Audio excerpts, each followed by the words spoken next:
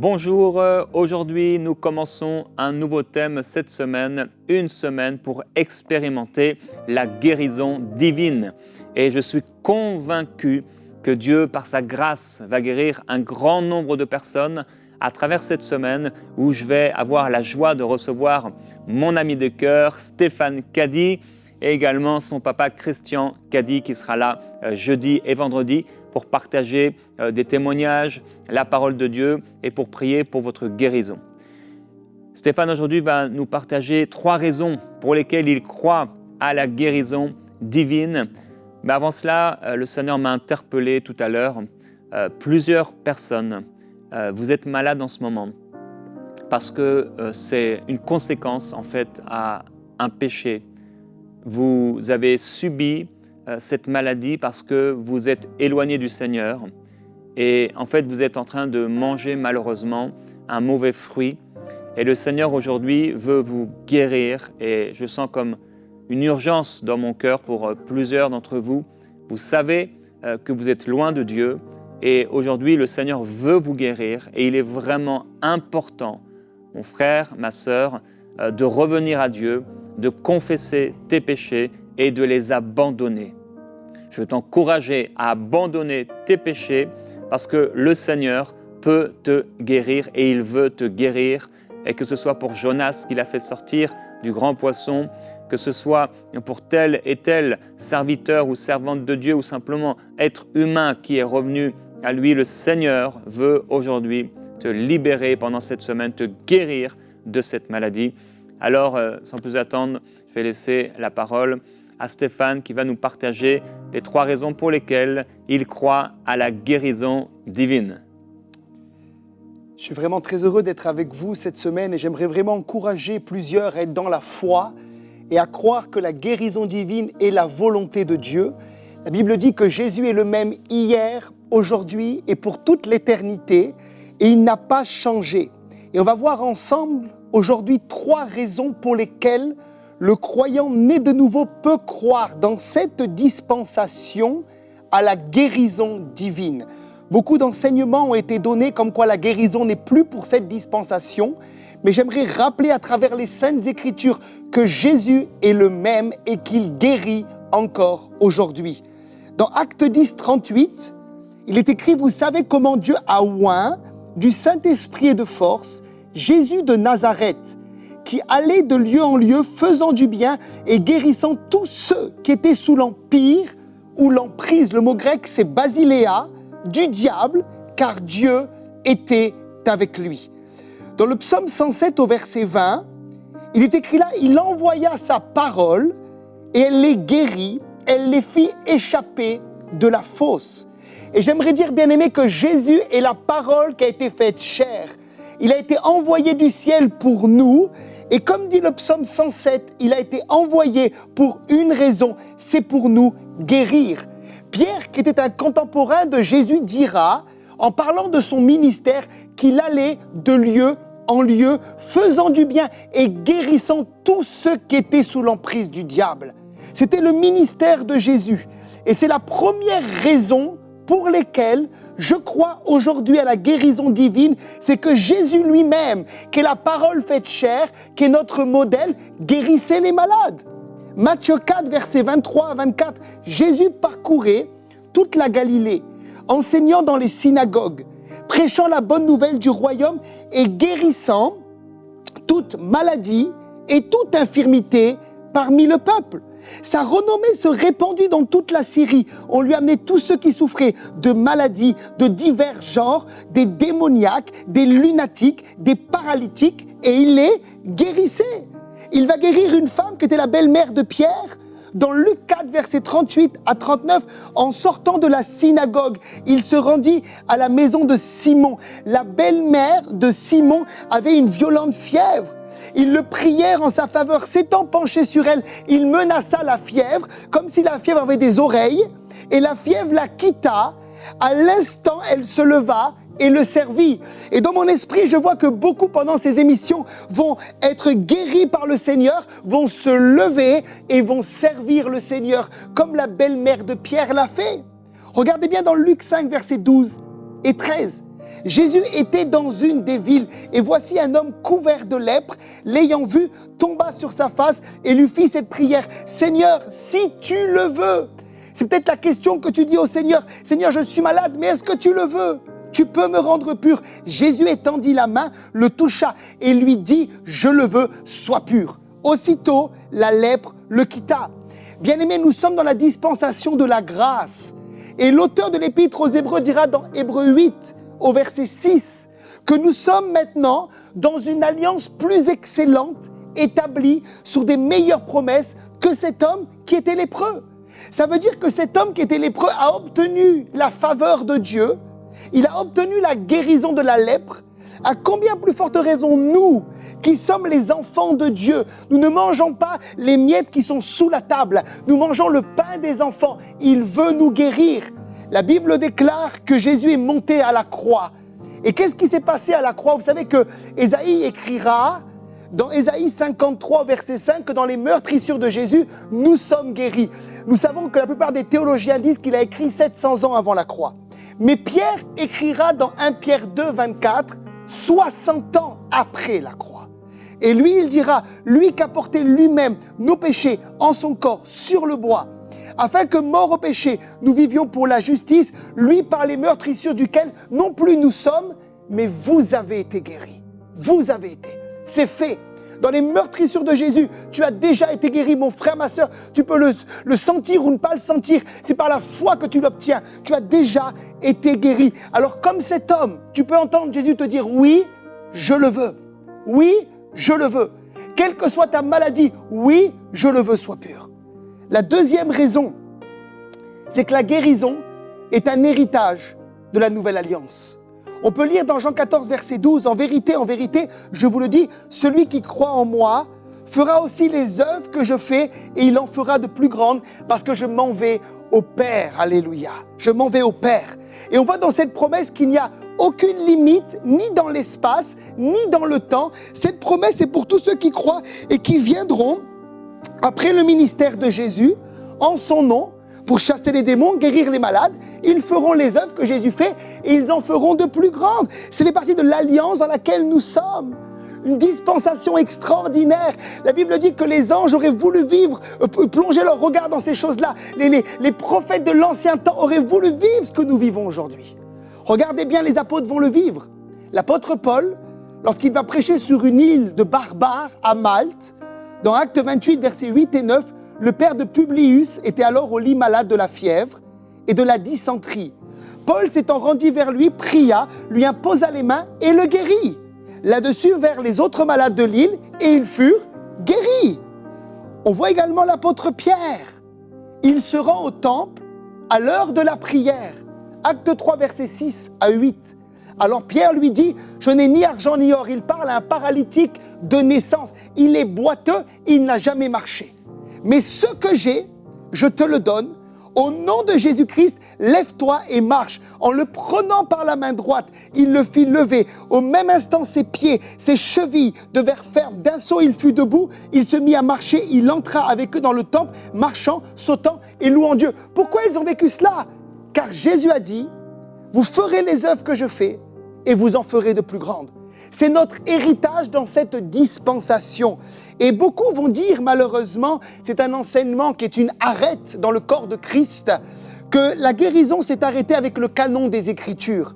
Ça veut dire que beaucoup pensent que les apôtres exerçaient un ministère de guérison, parce que c'était le début de l'Église, il fallait implanter l'Église dans les premiers temps, et une fois que l'Église a été implantée, il n'y a plus de guérison. Mais c'est faux. L'histoire de l'Église nous prouve le contraire. Regardez Irénée, un père de l'Église au IIe siècle. Il dira dans ses mémoires, c'est pourquoi aussi ceux qui sont en vérité les disciples, recevant de lui la grâce, accomplissent encore en son nom des miracles. D'autres guérissent encore des malades par l'imposition des mains et les malades sont guéris. Irénée au IIe siècle. Le canon est clôturé. Saint Augustin, un des derniers pères de l'Église, 396 après Jésus. Si vous avez reçu le pouvoir de faire des miracles, usez-en avec humilité et non point avec orgueil. Ça veut dire qu'au temps de Saint Augustin, les malades étaient encore guéris. Il y aurait d'autres témoignages à rendre. On peut aller du côté des Vaudois ou des Huguenots. Quand vous lisez les mémoires des Huguenots ou des Vaudois, les dons du Saint-Esprit étaient manifestés et il y avait des guérisons. Car c'est l'héritage des enfants de Dieu dans cette dispensation. Donc c'est pour toi et c'est pour moi. Est-ce que tu veux me guérir? Oui, je le veux. C'est notre héritage. Et enfin, la troisième raison, c'est que Dieu a donné ce qu'on appelle des charismes ou des dons spirituels à l'Église. Et dans ces dons, il y a le don des guérisons. 1 Corinthiens 12, versets 9 à 10, à un autre est donné la foi, littéralement dans le grec, c'est le don de foi, par le même esprit. À un autre, le don des guérisons, et non pas de guérison, je vais expliquer, par le même esprit. À un autre, le don d'opérer des miracles. À un autre, la prophétie. À un autre, le discernement des esprits. À un autre, la diversité des langues. Et à un autre, l'interprétation des langues. Alléluia. Ça veut dire qu'il y a 9 dons spirituels qu'on peut mettre en 3 catégories. Ce qu'on appelle les dons d'inspiration ou les dons vocaux. Il y a la prophétie, l'interprétation des langues et le don des langues. Il y a les dons de révélation, en grec apocalypsis, qui veut dire enlever le voile, le discernement des esprits, la parole de connaissance et la parole de sagesse. Et il y a ce qu'on appelle les dons de puissance. Et dans les dons de puissance, qu'on peut classifier par 3 dons, il y a le don de foi, qui est différent de notre foi naturelle. Il y a le don d'opérer des miracles. Comme Moïse l'a fait face à la mer Rouge, un miracle s'est produit. Comme lorsque Jésus a multiplié les pains et les poissons, c'est un miracle. Et il y a le don des guérisons. Et je crois que Dieu a donné ces dons à l'Église.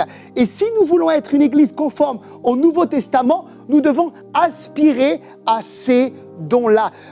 Matthieu 9, verset 35, Jésus parcourait toutes les villes et les villages, enseignant dans les synagogues, prêchant la bonne nouvelle du royaume et guérissant toute maladie et toute infirmité. Juste une parenthèse pour corriger quelque chose. Beaucoup pensent que le don des guérisons concerne qu'une seule maladie. Certains opèrent avec un don des guérisons pour guérir le cancer, d'autres pour guérir la colonne vertébrale, d'autres pour guérir les pieds, le bassin. Jésus, lui, opérait dans ce don et il guérissait toute maladie et toute infirmité. Ce n'est pas une question de ta maladie, c'est une question que le don est supérieur à toutes les maladies. Si ce don opère, quelle que soit ta maladie, il va la confronter. Alléluia. Par exemple, moi je sais quand je prie pour les malades, quand ce don opère, mes mains chauffent. Il y a du feu sur mes mains. Et ça, c'est quelque chose que sûrement les apôtres ont dû voir. Ils devaient prier et voir des guérisons. Et Dieu, 1 Corinthiens 14, 28, a établi dans l'Église, premièrement des apôtres, secondement des prophètes, troisièmement des docteurs, ensuite ceux qui ont le don des miracles, puis ceux qui ont le don de guérir, de secourir, de gouverner, de parler diverses langues. Maintenant, j'aimerais quand même encourager tous ceux qui peut-être n'ont pas le don à ne pas se priver de prier pour les malades, car c'est aussi notre héritage.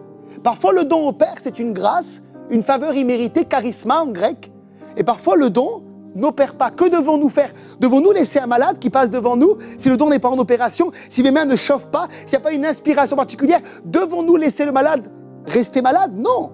Jésus a dit que nous pouvons prier par la foi. Dans Marc 16, versets 17 et 18, « Voici les miracles qui accompagneront ceux qui auront cru. En mon nom, ils chasseront les démons, ils parleront des nouvelles langues, ils saisiront des serpents. S'ils boivent quelques breuvages mortels, ils ne leur feront point de mal. Ils imposeront les mains. » Il n'y a pas besoin de sentir ou pas sentir. Ça, c'est la foi. Ils imposeront les mains aux malades et les malades seront guéris. J'étais une fois dans une région très compliquée où je faisais des réunions d'évangélisation dans un lieu en France très obscur, très satanique. Et je me rappelle l'après-midi, je priais pour les malades et une petite fille est venue à l'imposition des mains. Elle avait sur la peau des maladies terribles. Elle avait la peau remplie de pustules, de boutons. La peau était vraiment atteinte. Ce jour-là, je n'ai pas senti mes mains chauffer, mais j'avais la foi que celui qui a tout accompli était au milieu de nous. J'ai posé ma main sur la petite fille. Elle est partie s'asseoir. Le temps qu'elle s'assoit dans les rangs, sa peau était devenue saine comme celle d'un enfant. Pourquoi? Parce que c'est notre héritage. Jésus guérit encore aujourd'hui. Et j'aimerais vous encourager, on va prier pour les malades, à vous mettre dans la foi, quelle que soit votre maladie, il est venu pour détruire les œuvres du diable. Alléluia. Alléluia, et le Seigneur va guérir, il va avoir plusieurs paroles de connaissance, même si on ne dit pas directement le nom de la maladie qui vous afflige, recevez cette guérison dans le nom du Seigneur Jésus-Christ. Je crois que le Seigneur est en train de guérir des tumeurs. Et le nom de cette maladie est terrible, tumeur. Mais le Seigneur Jésus-Christ dit que tu vivras et tu raconteras la gloire de Dieu. Là où tu te trouves, que cette tumeur disparaisse et que de la même façon que cet enfant a été guéri en allant à sa chaise, que tu puisses simplement, là où tu te trouves, poser ta main là où il y a cette tumeur et recevoir la guérison divine. Et que ce soir, en allant dans ton lit, demain en te réveillant, en sortant de ce lit, tu réalises qu'il n'y a plus rien. Tu as été guéri par la puissance de Dieu. Voici des personnes, le Seigneur me demande d'insister par rapport aux tumeurs. Reçois cette guérison. N'écoute pas simplement cette parole. Et mets-toi en mode maintenant de réception de la guérison. Reçois. Reçois. Reçois. Il y a des tumeurs, il y a aussi des grosseurs. Reçois. Reçois cette guérison. Dis-le, Seigneur, je reçois cette guérison. Je m'accapare, je prends cette guérison. Elle m'appartient. C'est une grâce de Dieu. Ce n'est pas à cause de mes œuvres, c'est à cause de la croix et du sang de Jésus. J'ai été guéri de toute maladie par la grâce de Dieu. Ce n'est pas à cause de moi. Oh non, Satan, ce n'est pas à cause de mes œuvres. C'est à cause de ce que Jésus a fait. Reçois cette guérison au nom de Jésus-Christ. Il y a aussi des personnes, vous avez une infection au niveau du sinus, je crois. Et le Seigneur vous guérit maintenant par la puissance de Dieu. Recevez cette guérison. Plus d'infection. Au nom de Jésus. Plus d'infection. Au nom du Seigneur. Pas comme du pus qui sort même parfois. C'est une terrible infection. Et le Seigneur arrête cette infection maintenant. Il arrête cette infection. Merci Seigneur Jésus-Christ.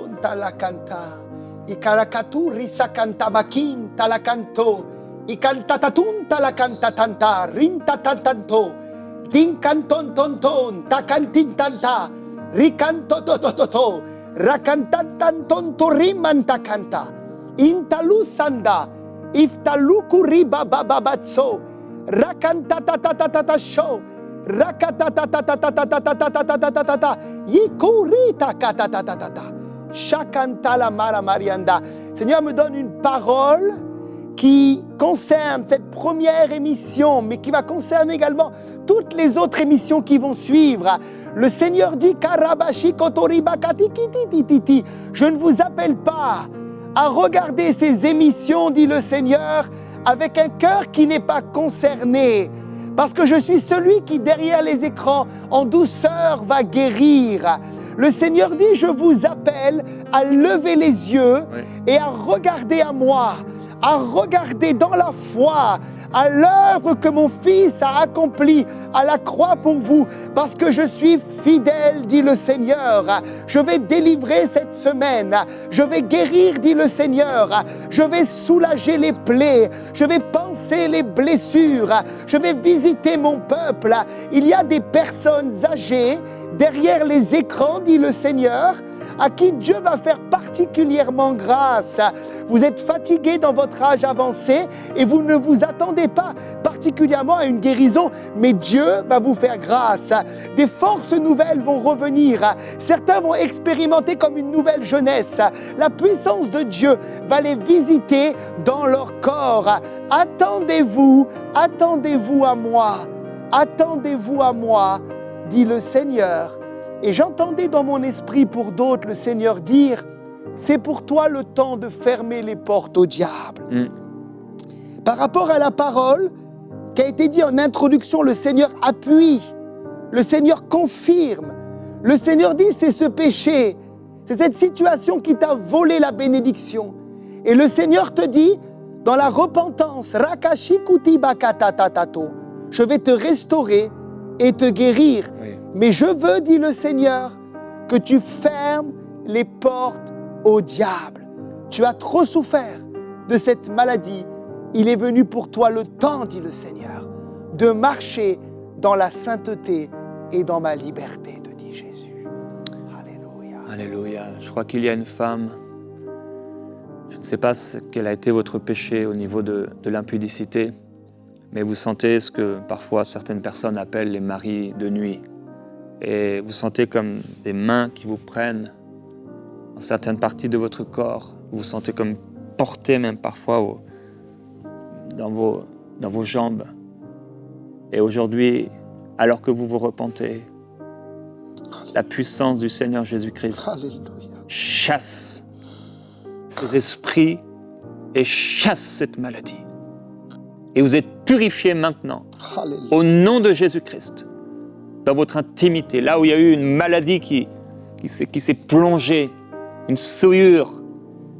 Seigneur Jésus, s'il te plaît, viens guérir et libérer maintenant cette personne. Viens libérer cette femme, Seigneur Jésus-Christ. En toi, elle n'est pas impure, mais elle est purifiée par le sang. Alors que tu te repens, ma sœur, tu es purifiée par le sang. Tu es libérée par le sang. Tu es guérie par le sang de Jésus, qui nous purifie de tout péché et de toute injustice. Alléluia. Seigneur, merci pour la délivrance totale et la libération. Ces mains d'esprits impurs ne pourront plus se poser sur toi. Dans le nom de Jésus, ces mains sont bloquées par le feu du Saint-Esprit. Merci Seigneur pour ta gloire. Alléluia. Je crois qu'il va y avoir également des guérisons dans un rétablissement de la relation que vous avez perdue avec Dieu. Plusieurs ont perdu, dit le Seigneur, la joie, la paix, le sommeil, parce qu'ils n'ont plus de communion avec le Seigneur et le Saint-Esprit. Et le Seigneur dit ce soir, avant que tu ailles te coucher, prends un temps avec moi. Prends le temps de me parler. Prends le temps de m'invoquer. Prends le temps d'être à mes pieds. Et tu verras alors ce que tu as connu dans le passé, tu vas le vivre encore aujourd'hui. C'est temps où l'Esprit de Dieu va te visiter, te rafraîchir, te parler, te redonner ce que le diable t'a volé. Et dans ces temps de communion, dit le Seigneur, plusieurs vont expérimenter non seulement un renouveau, mais la guérison divine. Je scelle cette parole sur vos vies et sur la vie de plusieurs serviteurs de Dieu qui nous regardent. Dieu vous rétablit dans le ministère en rétablissant avec lui le contact. C'est plus par vos forces, par vos œuvres, par un esprit religieux, par une contrainte, par une peur de l'homme que vous servez, mais c'est porté par lui sur des ailes d'aigle. Au nom de Jésus. Alléluia. Saisis cette guérison. Dis-le, Seigneur, je saisis ma guérison. Je saisis cette guérison. Je résiste à la maladie. Maladie, toi qui t'es emparé de moi, je te résiste maintenant. Au nom de Jésus-Christ. Et je reçois la guérison. Je saisis cette guérison. Elle coule sur moi comme un manteau nouveau. Elle me libère de toute douleur. Elle me libère de toute oppression. Elle me libère de tout mensonge. Elle me libère de toute souffrance. Je reçois cette guérison et elle s'installe dans tout mon corps, dans tous mes muscles, dans mon sang. Elle s'installe dans mes nerfs et dans mes os. Elle s'installe dans tous mes organes. Je reçois cette guérison, elle m'appartient. Elle coule du trône de Dieu, comme le fleuve qui coule du temple. Ce fleuve de guérison coule sur moi et me purifie entièrement, parce qu'il n'y a rien d'impossible à Dieu. Et le Seigneur Jésus-Christ est mort pour pardonner mes péchés. Il est mort également pour me libérer de toute maladie. Oui, je crois que je reçois la guérison. Déclare-le avec foi. Je reçois cette guérison et elle coule sur moi. Elle s'étend dans les moindres parties de mon corps. Elle s'étend. Elle se répand sur moi. Elle se répand en moi au nom de Jésus-Christ. Pendant que le prophète Jérémie prie, j'entends dans mon esprit, le Seigneur veut guérir particulièrement du diabète. Il y a des personnes, vous vous piquez à l'insuline plusieurs fois par jour. Et il y a une grâce particulière que le Seigneur veut relâcher sur vous. Le Seigneur vous touche et certains, c'est devenu comme extrême, vous êtes à l'extrême de votre souffrance, simplement mettez la main sur votre cœur en signe de foi. Et je veux déclarer et sceller qu'il envoya sa parole et sa parole les guérit tous. Et vous qui souffrez de diabète, je déclare c'est terminé dans le nom de Jésus. C'est terminé. Soyez libres, guéris, libérés par la grâce de Dieu. Plus jamais que vous puissiez entendre parler de cette maladie qu'est le diabète. Jésus confirme sa parole dans les cœurs et dans les vies dans le nom de Jésus. Amen. Amen, gloire à Dieu. Merci Stéphane. Demain, on va continuer sur ce thème de la guérison et répondre à ces questions. Pourquoi Dieu guérit encore aujourd'hui? Et le Seigneur va continuer de répandre sa guérison, le miraculeux dans beaucoup de vies. Dans le nom du Seigneur Jésus, on se retrouve demain. Que Dieu vous bénisse.